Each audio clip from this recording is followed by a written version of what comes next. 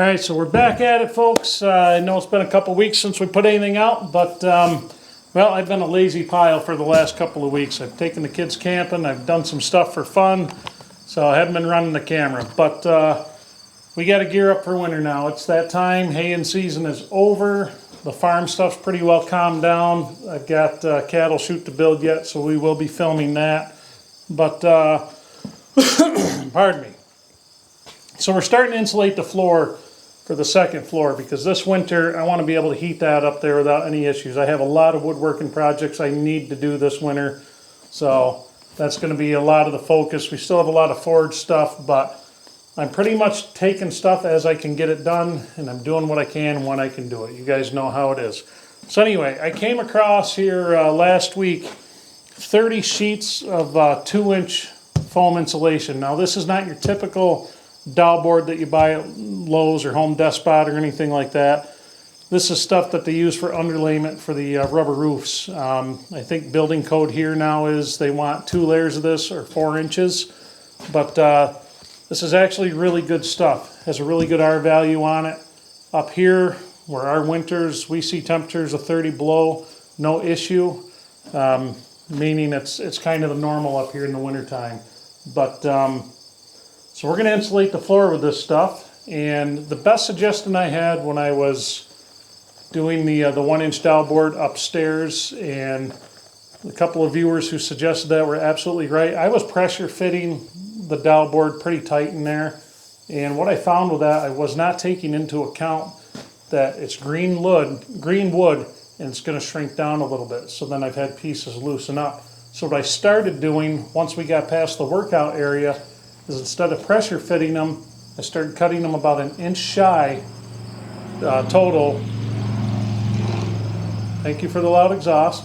I started cutting them about 1 inch shy, putting them up in the space, a couple screws on the sides just to hold them up, and then spray foaming all around. And I tell you, that was the ticket. So we're going to do the same thing here, and that'll guarantee me a really good seal from the first floor to the second floor. Now, it would be a lot easier if I just got the button cap nails and nailed this stuff right up to the floor joist, but I don't want to drop this ceiling too much. I want to keep that as minimal as possible. But the way this is going to seal up in there, the time you get the spray foam, it should be really nice. Now, I have enough to cover the important areas, and I'll have to buy some dowel board just to finish it off. Probably the last bay out here I'll have to get regular dowel board. But anyway, that's where we're at. That's what we're doing. Stay tuned. I hope you enjoy it, and I'll see you on the other side of it. So I used to cut this stuff with a razor knife all the time, and you know, I found a Sawzall with a wood blade. Boy, I cannot talk. Sawzall with a wood blade works quite well. It's fast, it's easy, and I don't need perfect cuts on this stuff for what I'm doing, especially not if I'm going to spray foam. It just makes it a lot easier. And I can cut this in about 2 minutes versus however long it was taking me with a razor knife, and much, much easier. I tell you what, it's been a couple weeks without running the camera. I feel like I'm out of practice. It's funny how that goes. And you guys who are making your own videos and doing your own channel probably know what I mean. You almost get rusty, it seems. You don't talk quite as fluently as you did before. And it's the first time I've used a tool belt in years, and I forgot how handy that actually is. So much nicer. So, let's cut a couple, see what develops.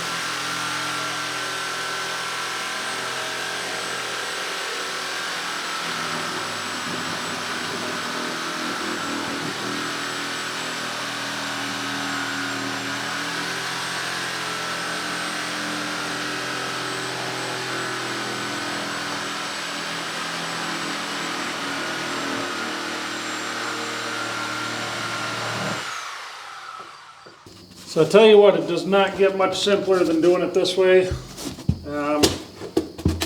Yeah, I get some real good suggestions on my channel from a lot of you guys.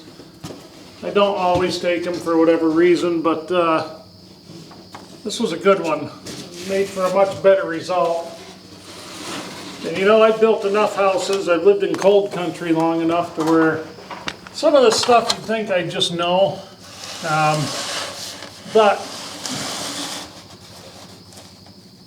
when I was building houses, fiberglass insulation was still kind of king. And so that's kind of all I knew. I never really worked with foam board much.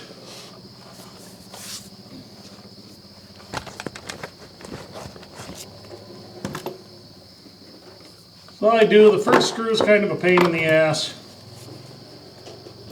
I'm just putting a couple on the side just to hold it up, because then once it's spray foamed, it kind of acts like a nice glue and that thing ain't going anywhere after that.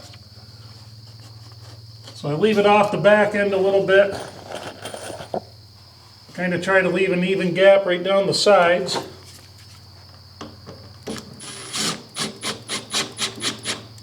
It just makes everything easier.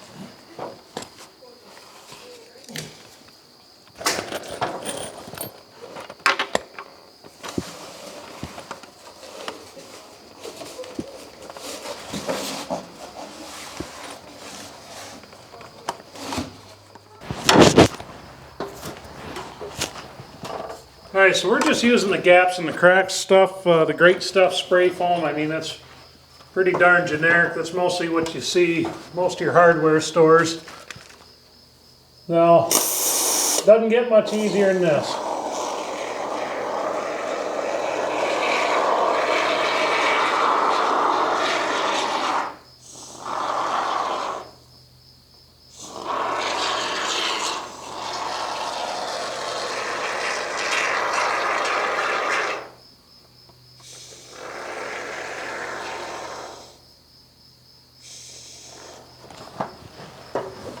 Yeah, and the inevitable dropping.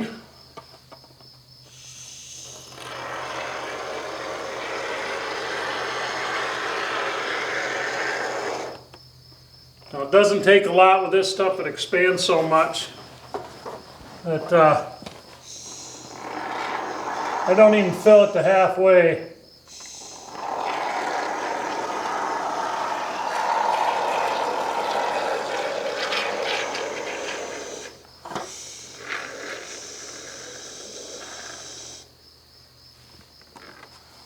That's about all there is to it, nothing real complicated.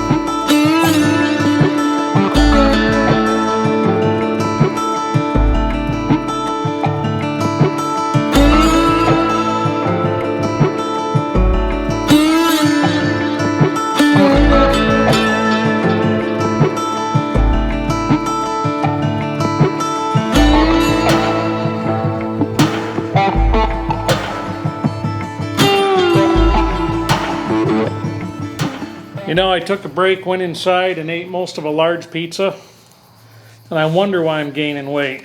That's never been a problem for me, but here we are, middle age, you know, here it comes. So anyway, guys, that's how we're insulating. Now, that insulation there, if you guys have any commercial or industrial buildings going up anywhere near you, chances are when the job's over, a lot of times you get a bunch of this stuff left over. And if you get on Craigslist, eBay, anywhere local, probably eBay is probably where I find the most of it, or Facebook Marketplace. A lot of times you could find people selling this stuff nearby you. Usually there's nothing wrong with it. Now, I will tell you, the black paper that's on it has quite a bit of fiberglass in it, so don't do what I do. Probably smart to wear a respirator. I guess I'm just in a mask so much all day now doing service calls. It just drives me nuts at this point to have anything on my face when I get home. But, well, I guess that is the way it is. I should be wearing one. So before anybody gives me any shit, there, I said it, I should have done it. So I've seen the 4-inch thick sheets of this stuff go for about 12 bucks a sheet. 4x8 sheets, it's not bad. It's probably a better insulation than what you're going to getting dowel board, stuff like that from Blows or Home Despot. But this stuff here, I got 30 sheets of it for free. Hauled it home here last weekend, and time to get it up. The wind took a bunch of it on me yesterday. I had it weighted down the pile, and it grabbed it. So I was picking up insulation throughout the yard for probably half my afternoon yesterday, after replacing my frigging well pump that burned up yesterday. 120-foot deep well. Everybody was at a wedding. I ended up pulling it alone. Boy, is that fun. You want to get a workout? Pull a well pump 120 feet down and see how that treats you. I thought I was going to have a heart attack by the time I was done, but I got it done, got it replaced. We have water again, which is a good thing. The cows were happy. But so anyway, moving forward, we're just going to get back into the shop mode here, get back into getting ready for winter mode. That usually means the videos become a little more frequent again. It seems every summer, once I get into the hay fields, the camera work and everything just slows right down to a crawl. And I've been done with haying for a few weeks, but I've been doing a lot of other stuff, trying to clean up a little bit so I'm not running the camera in a cesspit. But it is what it is. So I've got a lot to do in this building before snow flies. It's the same place we find ourselves every year. I still have strips of wood to put on the outside. I have a lot of insulating to do, just a lot of stuff to do. But I'm hoping that this winter, this is going to be the winter where my wood shop's nice and warm, and at least my forge is nice and warm. The forge usually isn't a problem once you get the fire and everything going, but it still needs to get insulated, things like that. But the main focus is the workout room and the wood shop. Now the wood shop, we're still going to heat with the wood stove. In fact, I got a ton of buckbrush out there, a ton of that buckthorn. It burns phenomenal. Takes a little while to dry out, so it probably won't be ready this winter. But this fall, I'm hoping to cut a bunch of that stuff down, because I've got a lot of rounds of that, 6-8 inches. So that's not bad at all. So hopefully, really hoping it's going to be a better winter for at least keeping warm in the workspace. It's a work in progress, guys. It's been a work in progress for the last 4 or 5 years. I cut my first joints for this thing in, I want to say 2015 going into 2016. And we're still plugging away at it. But that's what happens when you have a life and everything else going on.